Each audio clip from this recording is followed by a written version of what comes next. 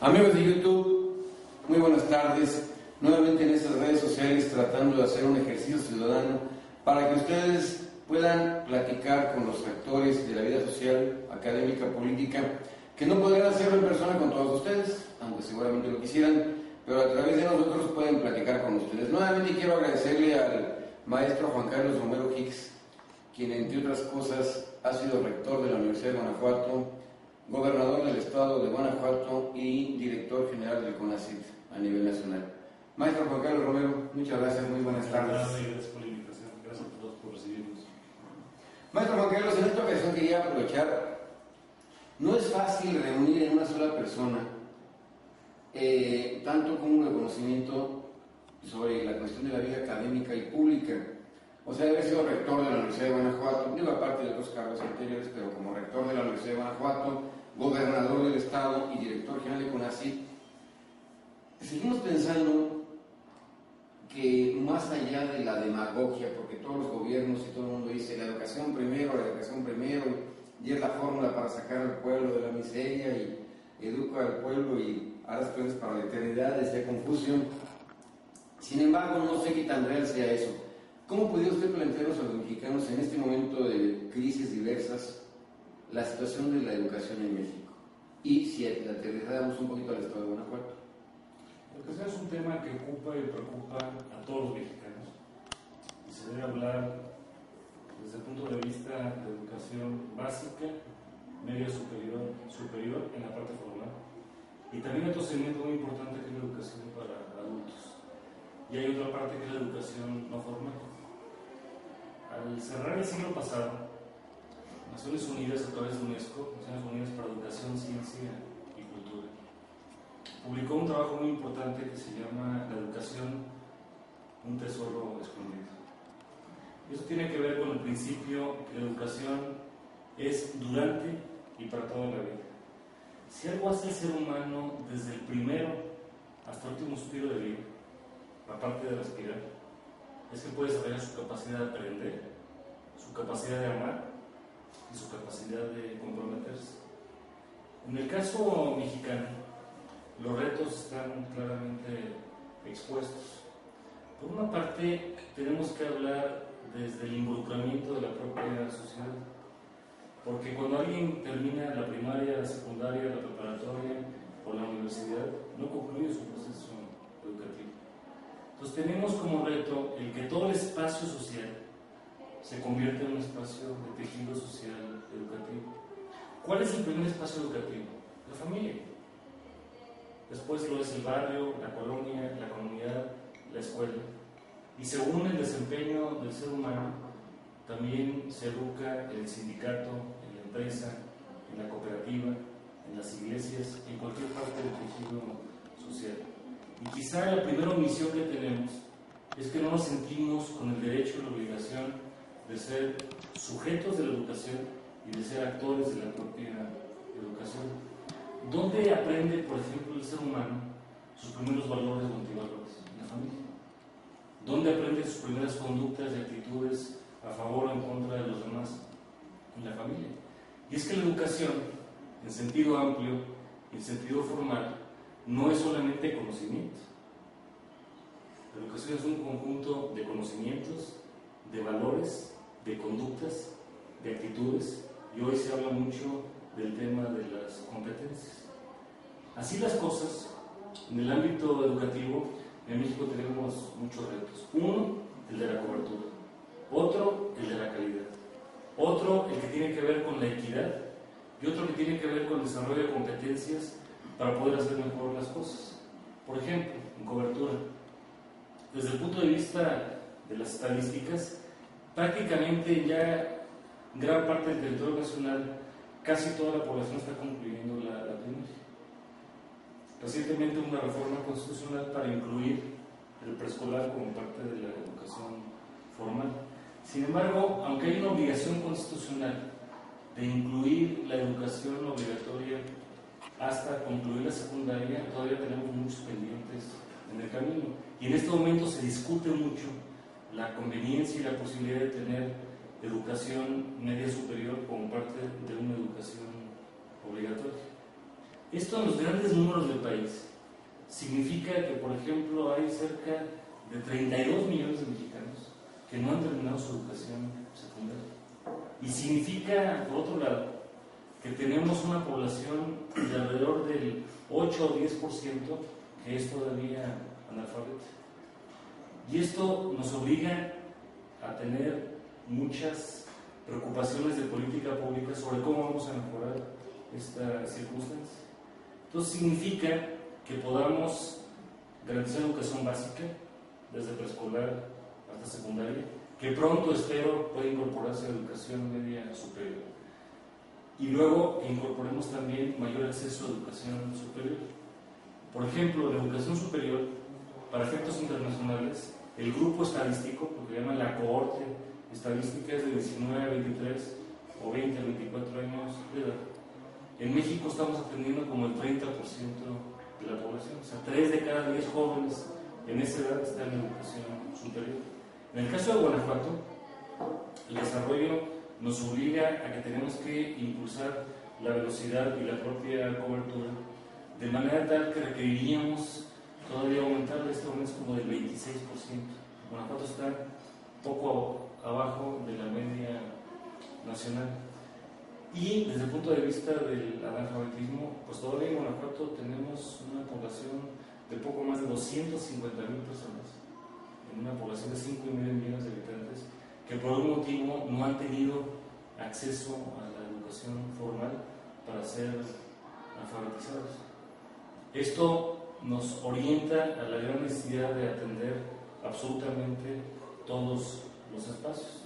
Y de esos 250,000 números aproximados, cerca de la mitad de ellos, o poquito más, tienen más de 50 años de edad.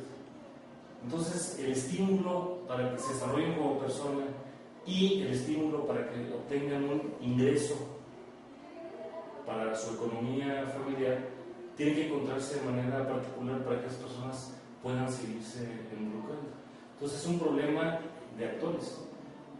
El primer aspecto de restricción consiste en un error, de que pensamos en educación y pensamos en escuela, cuando tenemos que pensar absolutamente en toda la etapa de la vida y todo el aspecto social. Eso, por ejemplo, lo que se refiere a cobertura. La segunda que hablábamos era el tema de la calidad. Y aunque es un juicio de valor, sabemos que hay mediciones internacionales. A partir de 1997, hace 14 años, la OCDE, la Organización para la Cooperación y el Desarrollo Económico, empezó a desarrollar diferentes mediciones que tienen que ver con la comparación de los países de mayor desarrollo. Y se diseñó lo que se le conoce la prueba de PISA. Es por sus siglas en inglés y en francés, es el programa de investigación y de evaluación de los alumnos. Y fundamentalmente está midiendo la capacidad matemática, la capacidad de lectoescritura y la capacidad en temas de ciencia y tecnología.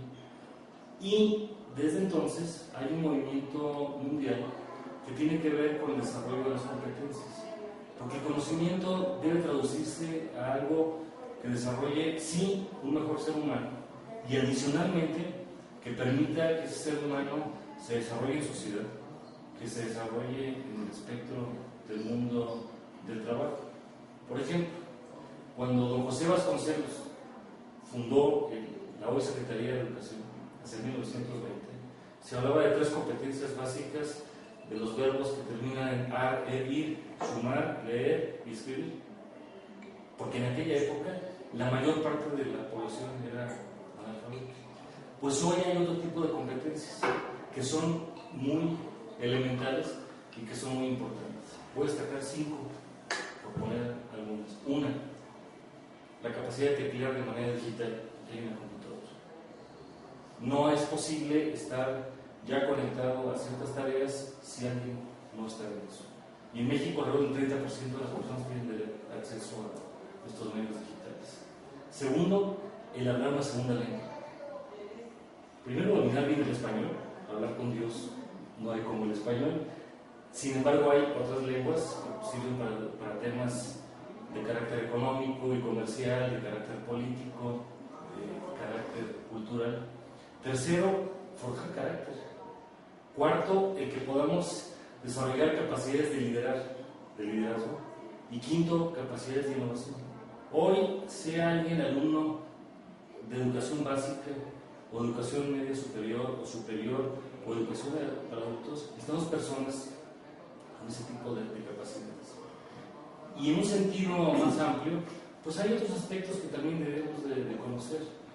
La habilidad matemática, la habilidad de entender temas de ciencia, tecnología e innovación, la habilidad de desarrollarse como un mejor ciudadano para poder tener una mejor convivencia, el poder entender los fenómenos no solamente de la naturaleza, sino también del ser humano en sociedad. Entonces el enfoque ha tendido a ampliarse cada vez más en el aspecto de las competencias. Es difícil hacer un juicio de valor y mediante una sola expresión decir que todo el sistema nacional o es muy bueno o no lo es. Hay que segmentarlo por niveles, por diferentes disciplinas, y puedo decir que en México hay instituciones de excelencia y hay otras que todavía tienen un área de oportunidad muy importante. Y la excelencia hay que entenderla sobre todo como una actitud de aproximación. La excelencia no es ni el paraíso perdido ni el territorio escriturado, es simplemente el anhelo de ser mejores. Entonces, en estas segundas características vimos cobertura, hablamos de calidad, pues hay muchos aspectos todavía que podemos de alguna manera mejorar. Y tienen que ver con contenidos educativos, con métodos de enseñanza-aprendizaje, con métodos de evaluación, con mayor involucramiento de actores. Porque, por ejemplo, si ya partimos de que la educación es todo el espectro social, un obrero, cuando ingresa a una cooperativa, a un sindicato, a una empresa a trabajar, sigue aprendiendo. Y lo tenemos que hacer de manera más activa. Como mexicano, como educador que he tenido oportunidad de trabajar, a mí me gustaría que los empresarios, que no solamente los maestros, se sintieran con esa situación de poder involucrarse más. Y el problema se inicia con los actores, porque el primer educador es el padre y la madre de familia. Y es quizá una de las tareas más importantes que desempeñamos en la vida, y para eso no hemos sido formados. La escuela es un complemento de lo que se origina en el hogar, pero no puede ser el lugar donde se van a salvar todas las condiciones. Luego hay otras características que hablábamos, por ejemplo, la equidad, que tiene que ver con el acceso a la educación. Y que nadie se quede fuera por criterios socioeconómicos, sino que se vaya filtrando estrictamente por mérito y capacidad. UNESCO establece como principio que el educando debe seguir avanzando por mérito y capacidad y que hay que darle los estímulos necesarios. En el caso, por ejemplo, de Guanajuato, hablamos del norte y del sur de Guanajuato, los municipios de mayor necesidad de desarrollo social y económico, Atarjé y Jichú. El día que un alumno de Atarjé pueda ingresar a la universidad de calidad, que por mérito y capacidad haya tenido la llave porque aprobó la selección de ingreso y que tenga el apoyo del ingreso familiar y el ingreso del Estado y las becas necesarias, ese día estaremos hablando de verdadera justicia. Todavía hoy estamos hablando de que en lugares como Atarjé el promedio de escolaridad es como 3 años y medio, y donde tenemos más de la mitad de la población que todavía no tiene acceso a la parte de ser alfabetizado. Y en sentido más amplio, hoy hablamos de alfabetización no solamente desde el punto de vista de lectoescritura, sino estamos hablando de las otras competencias que estamos hablando. Una persona que no tiene acceso a la competencia digital, pues el día de mañana va a tener dificultades que ya lo estamos viviendo. Las nuevas generaciones casi nacieron con una computadora en la mano, pero sus padres no han tenido esa posibilidad de acceso. Entonces empezamos en choques culturales, porque los jóvenes no entienden por qué sus padres no tienen la competencia digital o empiezan a descalificarlos. Y lo importante en el caso de la educación no es solamente quedarnos en el conocimiento. Hoy se habla de la sociedad del conocimiento. Me gusta agregar la expresión social del conocimiento y del aprendizaje, porque no se queda en el conocimiento etéreo, ahí en el monte lejano, sino que tienes un aprendizaje que nos sirva absolutamente para diferentes cosas. Y muchos de los problemas que tenemos en términos de calidad en México tienen que ver con un enfoque bastante ya superado, de que la educación fue demasiado enciclopédica. Es decir, repetir definiciones, aprender cuadros sinópticos de memoria, aprender fechas y nombres de personaje, solamente por el hecho de repetirlos. Pero lo importante no es eso. Si a mí me dicen, por ejemplo, de niño, me tocó aprenderme el nombre de don Ignacio Allende, porque estuve orgullosamente y soy producto de la escuela pública de Guanajuato, egresé de una primaria pública, una secundaria pública y la prepa de la Universidad de Guanajuato, y mi carrera fue en la Universidad de Guanajuato, y mis posgrados en psicología y en administración fueron también en universidades públicas fuera del país. Cuando pensamos en eso, ¿qué sentido tiene aprenderse el nombre completo de don Ignacio de Allende? Se llama Ignacio José de Jesús Vernos Regalado de Allende y Unzaga. O por ejemplo, aquí estamos en la ciudad de Guanajuato, el Pípila es Juan José de los Reyes Martínez. Todos esos datos son importantes, sí, pero más que eso, lo importante es ver qué fue lo que hicieron como personajes, y que la historia se aprenda, no nada más para identificar el personaje y la fecha exacta, sino ver cuál fue la trascendencia, dónde nacieron, cómo fueron formados, qué es lo que hacían, cuál fue su contribución.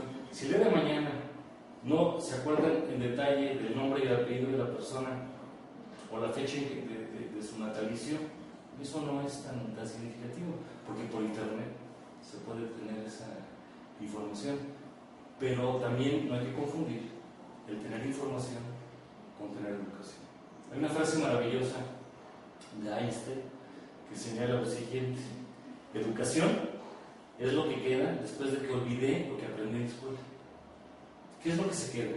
Valores, conductas, actitudes, competencias. Por eso este sentido de incrementar la cobertura, incrementar la calidad, mejorar los contenidos educativos y incrementar la equidad es muy importante. Luego viene otro aspecto de la educación que tiene que ver con la pertinencia. Y eso significa el formar una persona en texto y contexto que sirva a su propia comunidad. Si uno repasa el texto del artículo 3 de la Constitución Política de los Estados Unidos Mexicanos, detrás del artículo 3 hay una filosofía muy rica para poder entender qué es lo que se pretende formar.